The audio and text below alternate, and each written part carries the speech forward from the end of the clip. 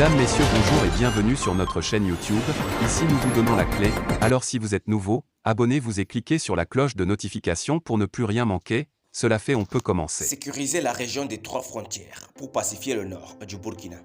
Les autorités burkinabées, à défaut de redonner vie au G5 Sahel, sont condamnées à nouer une alliance stratégique avec le Mali pour pacifier la partie nord de leur pays.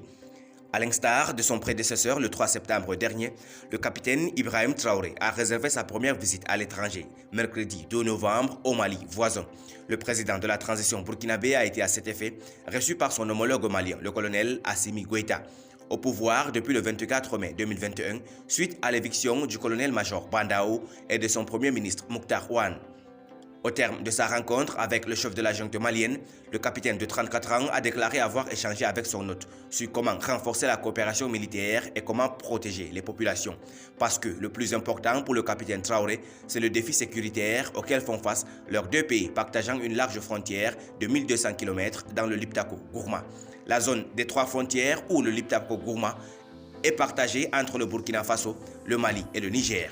Elle s'étend sur 370 000 km² au Burkina. Le Liptako-Gourma couvre 19 provinces, explique le burkinabé Wenporé Charles Sawadogo, observateur des mouvements djihadistes sahéliens.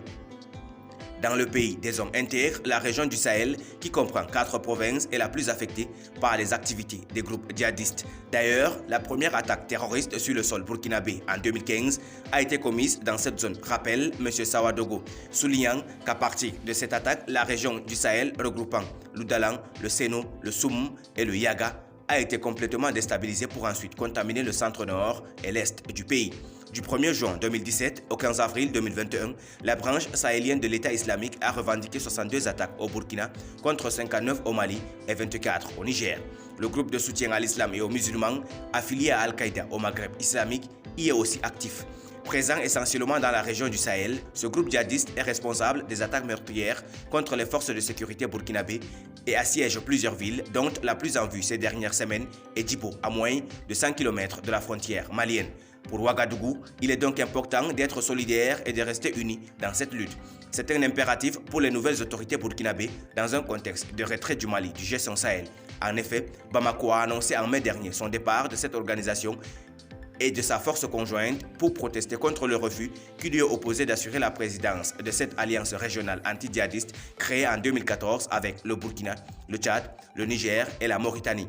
Le 14 juin, une note confidentielle futée du chef d'état-major des armées maliennes annonce le désengagement de ces 1400 militaires en service au poste de commandement à Bamako, au fuseau ouest et au fuseau centre à partir du 30 juin.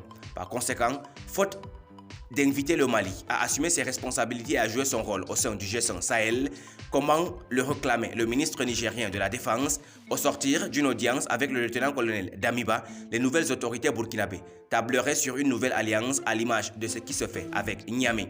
Depuis le 10 juin 2021, le Burkina et le Niger mènent une opération conjointe appelée Tanli.